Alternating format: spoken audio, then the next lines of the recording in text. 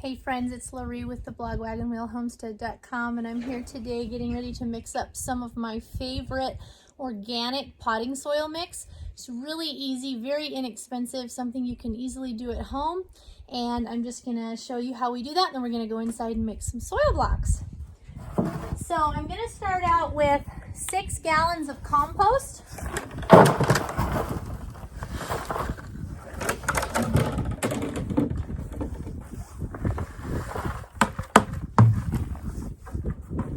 This is a 20-gallon lick tub. I have these. We can get very easily because we live in an area of the country here in Nebraska where there is a lot of cattle that are fed. So this is a cattle mineral tub. It's about a 20-gallon tub. If you don't have something like this, you could get a big plastic tote. That would also work fine. So I'm going to start with 6 gallons of compost, and I have 2 gallons of perlite. Coarse perlite. It is kind of a messy job. It's better if you can do this outside. I'm going to put in 6 gallons of peat moss.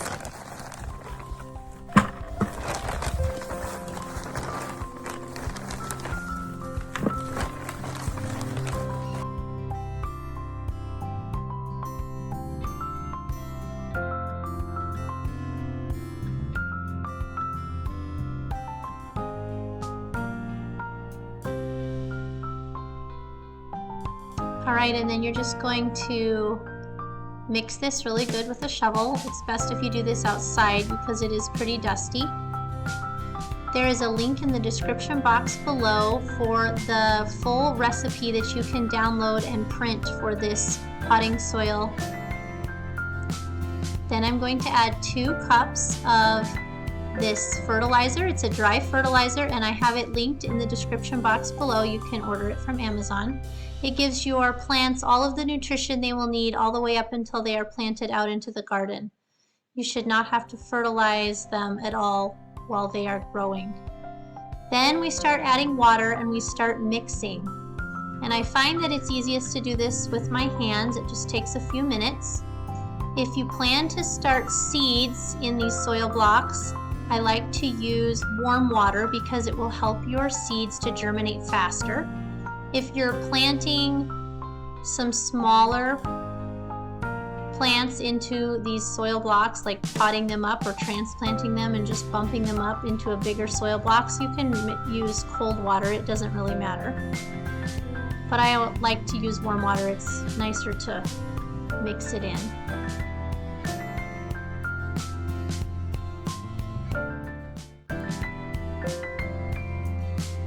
Then we're going to put our soil blocks into these tray sets. Now I like to use these heavy-duty trays because they will last you for many years to come. They are linked in the description box below.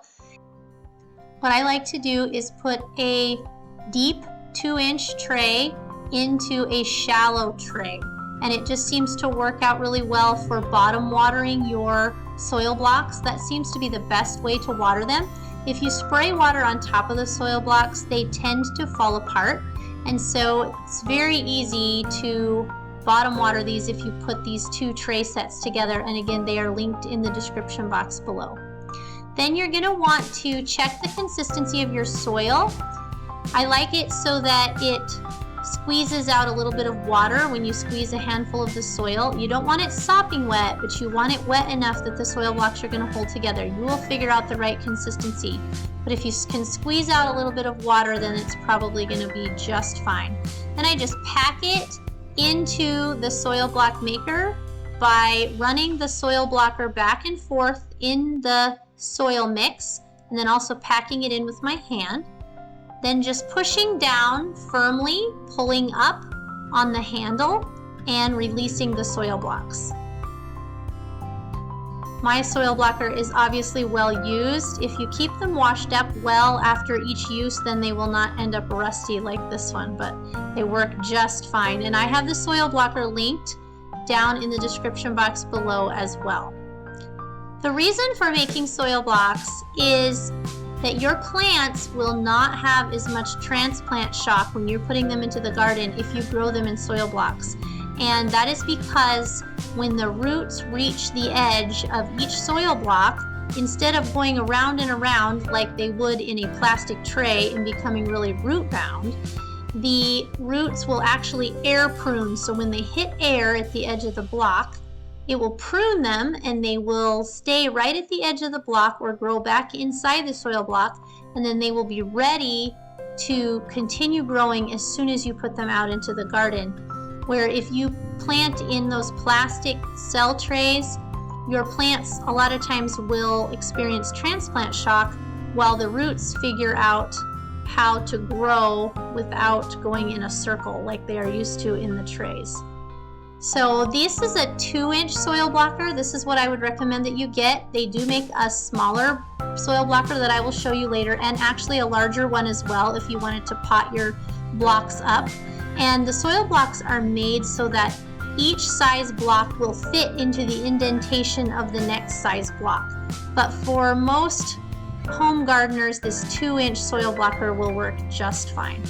I can fit 50 of these blocks in a 10-inch by 20-inch tray.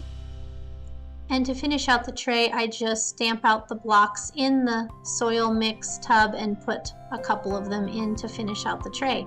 And there you go. It's all ready for seeds. So today I am planting some broccoli, cauliflower, and cabbage. These are early crops that I can transplant into my garden. These seeds I got from Berlin Seeds, and I will put a link to that in the description box below as well. So what I do is just pour some seeds into my hand, and then I seed one seed in each soil block. If you have old seed, it's probably wise if you put 2 or 3 seeds in each soil block because they may not all germinate. Most seed keeps for 3 to 5 years in a cool, dark location. I like to keep my seeds in a dark colored tote in my pantry where it's cool and dark. And I like to keep them in Ziploc bags because some of my seeds are in larger packets. I try to keep them grouped by like kinds, so I put the squash together, the beets together, the tomatoes together, the lettuce, the greens, etc. After seeding the tray, you will want to be sure to mark the tray as to what you planted in it. If you think you will remember, trust me, you will not remember. And cabbage and broccoli and cauliflower plants all look very similar.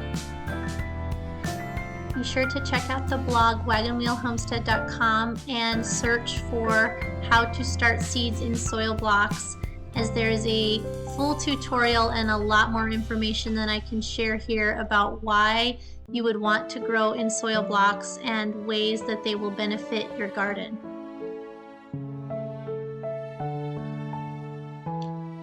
And just showing you a slow shot of how the soil blocks are made. You just want to push down firmly on the top handle, pull up, push down a couple more times, and the soil blocks release very easily.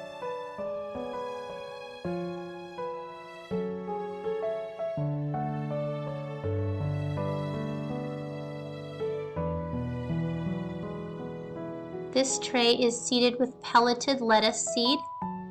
This is what they look like when they are ready to be planted in the garden. They're so happy and beautiful. Then what I do after I have them seeded is I lightly spray the top with water just to moisten the seeds, and then I stack them up and put them on my plant rack. Something else that you may want to consider getting is a heat mat. This would be good for starting things like tomatoes and peppers. I usually put my heat-loving plants just in my furnace room to start them, but you can put them on a heat mat. This also is a really neat thing, and I will link it in the description box below. It's called a wall of water. What you do is put it in the garden early in the spring, and you will fill it up with water, and it closes down around the top and protects your plant from frost and wind in the early season. Here is the mini soil blocker. So if you want to save space when you're first starting your tiny seeds, you can make them in these tiny little soil blocks, and then those soil blocks are meant to be put into the 2-inch soil block.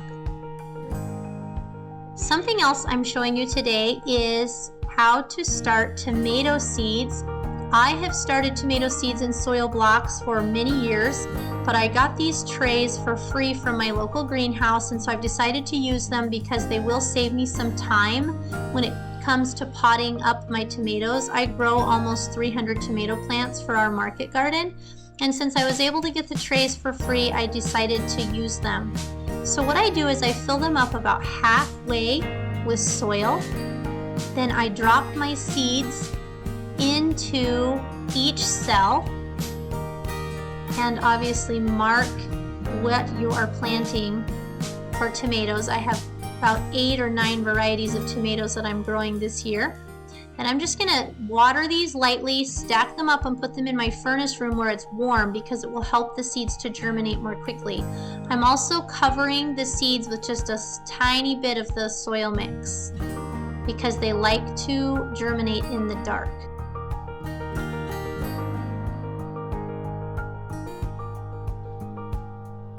All right, and this is about 2 weeks later. I put a lot of extra seed in each one of these cells because my tomato seed was old, so I had to pull out a bunch of the extra plants, but that's fine. It's good that I have full trays of seedlings.